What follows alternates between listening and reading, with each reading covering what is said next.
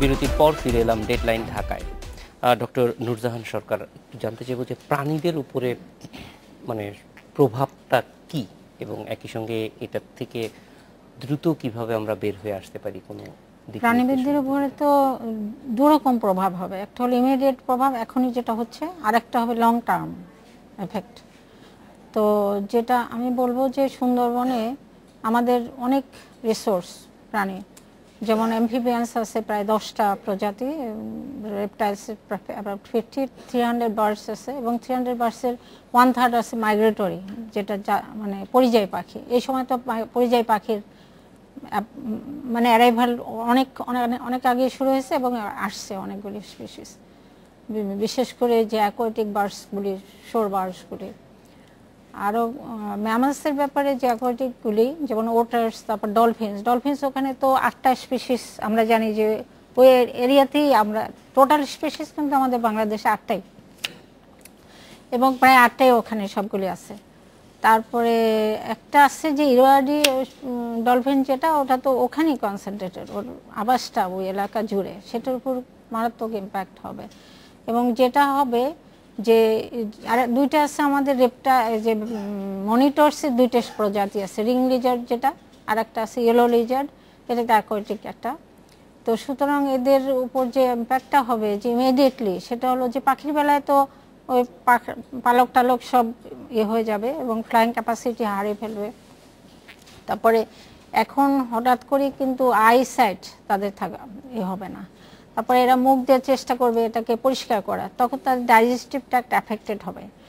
তারপরে এদের হবে যে স্কিন ইরিটেশন হবে এবং স্কিনে ঘা হবে, সময় লাগবে না, বেশি সময় লাগবে না।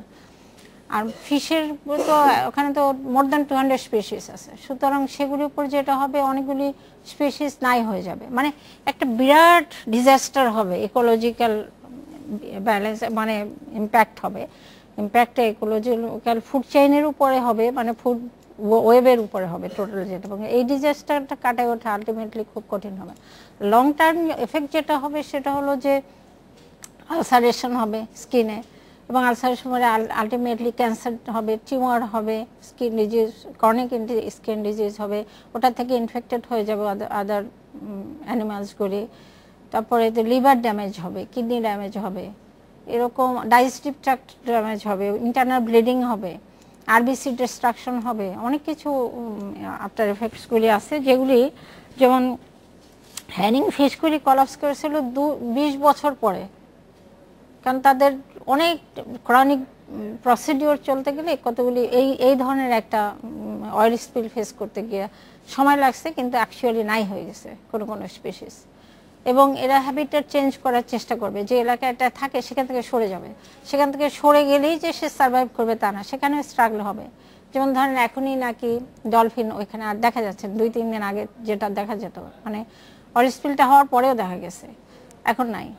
সুতরাং এই জিনিসগুলি কিন্তু বিরাট একটা ডিজাস্টার অনেকগুলি ঘটবে, যেগুলি চলতে থাকবে সবসময়, অনেক লেভেলে চলে যাবে। রোনাল্ড হালদার, আপনার কাছে যাব যে এই অঞ্চলে যারা এখন বসবাস করছে তাদের আসলে কি ধরনের মানে ঝুঁকির মধ্যে আছে। একটা হচ্ছে নদী এবং প্রাণীরা তো ঝুঁকিতে আছে, একই সঙ্গে ওখানে যারা মানুষ বসবাস করছে তাদের কি ধরনের ঝুঁকি মনে করেন আছে? এই বেল্টটা আমাদের সবচেয়ে রিচ ফিশ রিসোর্সের দিক থেকে one of the richest fishing area. তো এখান থেকে মাদার ফিশ উৎপাদন হয়ে অন্য এরিয়াতে ছড়ায়, এবং এই এরিয়ার উপরে ডিপেন্ডেন্ট বহু ফিশারম্যান, ফিশার কমিউনিটি। তো তাদের লাইভলিহুডের একটা ডেফিনেটলি ইম্প্যাক্ট হবে, কিন্তু স্কিন ইরিটেশন, স্কিন প্রবলেম, কারণ আমরা নদী নির্ভর মানুষ এই অঞ্চলের, কিন্তু এরা সবাই কেউ কাঁকড়া ধরে, কেউ বনের মধ্যে অন্য কাজে যায়, তাদের স্কিন ইরিটেশনের প্রবলেম তো হবেই। এবং মানুষ এবং প্রাণীর সুপ্রিয় পানির যে উৎস সেইগুলি তো এখানে এফেক্টেড হয়ে যায়। এখানে হয়তো সুপ্রিয় পানির উৎস এফেক্টেড হচ্ছে না, কারণ এটা যেহেতু মেইন চ্যানেলে হয়েছে ব্যাপারটা। কিন্তু তারপরেও মানুষ এফেক্টেড হবে, যারা এখানে শ্রিম ফ্রাই ধরতে যেত, কাঁকড়া ধরতে যেত, যারা এই নদীর উপর ডিপেন্ডেন্ট। এবং আমরা কিন্তু এনভায়রনমেন্টালিস্টরা কিন্তু বহুদিন থেকেই এই শিপিং সুন্দরবনের ভিতর দিয়ে হোক, এটা আমরা বিরোধিতা করে আসছি। কিন্তু অনেক কারণেই এটা আমরা বন্ধ করতে পারি নাই। কিন্তু আমার মনে হয় এখন গভর্নমেন্টের নজর দেওয়া উচিত ডেফিনেটলি এই আমাদের এই স্যাংচুরির ভিতর দিয়ে যে শিপিং লাইনটা, শিপিং চলাচলের ব্যাপারটা বন্ধ করা।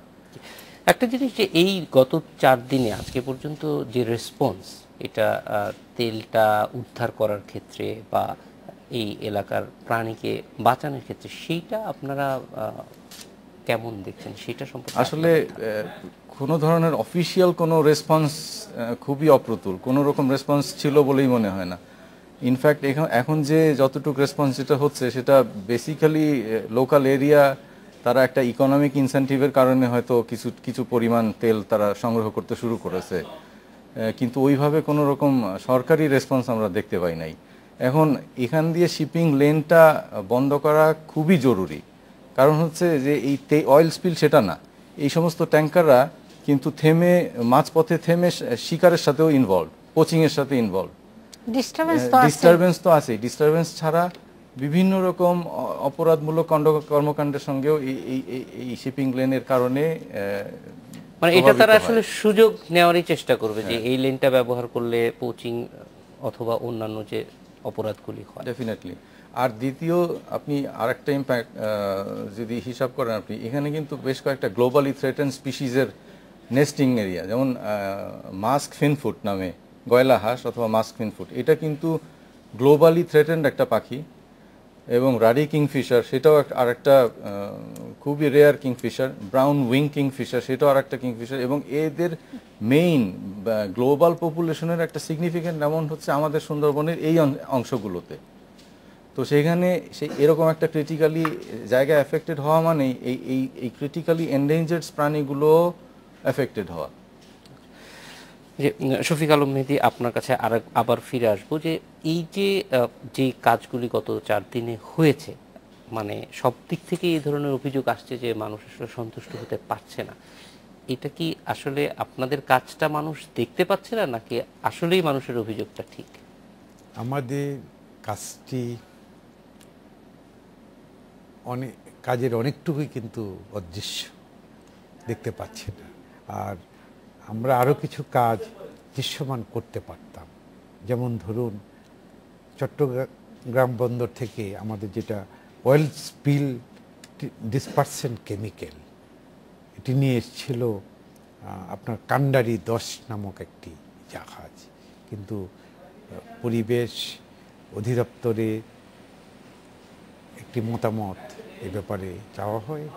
তারা জানান যে এটি তাদের পরীক্ষাগারে প্রেরণ করে তার রেজাল্ট পাওয়ার পর এটা ব্যবহারের সিদ্ধান্ত নেওয়া হবে। এটা কি আগে এই পরীক্ষা করে রাখা প্রয়োজন ছিল না? কারণ যে কোনো সময় তো একটা তেল যখন আমি ব্যবহারের জন্য আনবো, এটার সুবিধা অসুবিধা সবকিছু জেনেই তো এটা মাঠে নামানো দরকার বা মজুদি রাখা দরকার। অয়েল স্পিল ডিসপারসেন্ট কেমিক্যাল যেটা, এটি কিন্তু আমাদের যেমন চট্টগ্রাম বন্দরেও এ ধরনের বেশ কটি ছোট বলবো আমি দুর্ঘটনায় ব্যবহৃত হয়েছে। It's internationally certified. মানে তার মানে বোঝা গেল যে সুন্দরবনের মতো জায়গায় এইটার প্রয়োগটা কেমন হবে সেই বিষয়টা আসলে আমরা আগের থেকে প্রস্তুত ছিলাম না।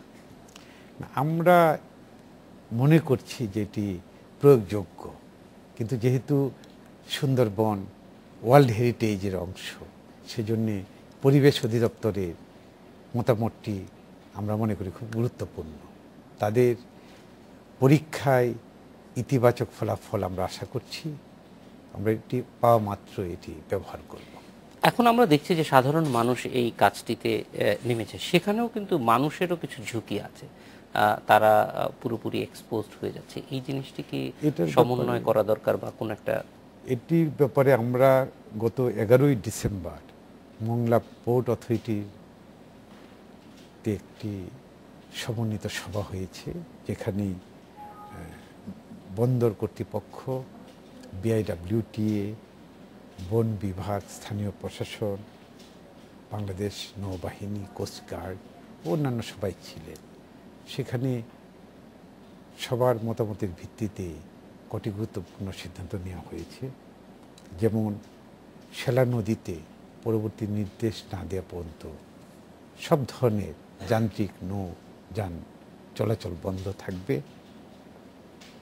তারপর সেলা নদী থেকে সুন্দরবনের মধ্যে যেসব খাল নালা গেছে সেগুলোর প্রবেশ মুখে আমরা ঘন জাল, তারপর চট ছালা বাঁশ দিয়ে এক ধরনের প্রতিবন্ধক আমরা সৃষ্টি করব এবং এই ব্যাপারে জনগণকে উদ্বুদ্ধ করা হয়েছে এবং তারা উদ্বুদ্ধ হয়ে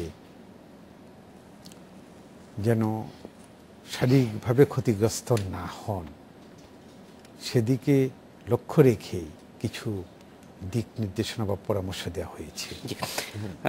আমরা একটা বিরতিতে যাব, বিরতি থেকে এসে আপনার কাছে আবারও জানতে চাইবো যে আসলে আমাদের এখন করণীয় কি, যাতে ভবিষ্যতে আমরা মানে এই বনের যে ক্ষতিটার সম্ভাবনা আছে সেটাকে কমিয়ে নিয়ে আসতে পারবো। কারণ যেটা দুর্ঘটনা ঘটে গেছে এটা তো ঘটেছে, দুইটা জিনিস দরকার, একটা হচ্ছে ভবিষ্যতে আর এই রকম দুর্ঘটনা হবে না সেটার প্রস্তুতি, এবং একই সঙ্গে এখন আমাদের রক্ষা করার যতটুকু সম্ভব সেটা আসলে কিভাবে সম্ভব। আমরা অনেকেই ব্লেম করতে পারবো, কিন্তু এই মুহূর্তে প্রথমে দরকার যত বেশি প্রাণ বাঁচানো। একটা বিরতি নিয়ে ফিরছি একটু পরে, ডেডলাইন ঢাকা।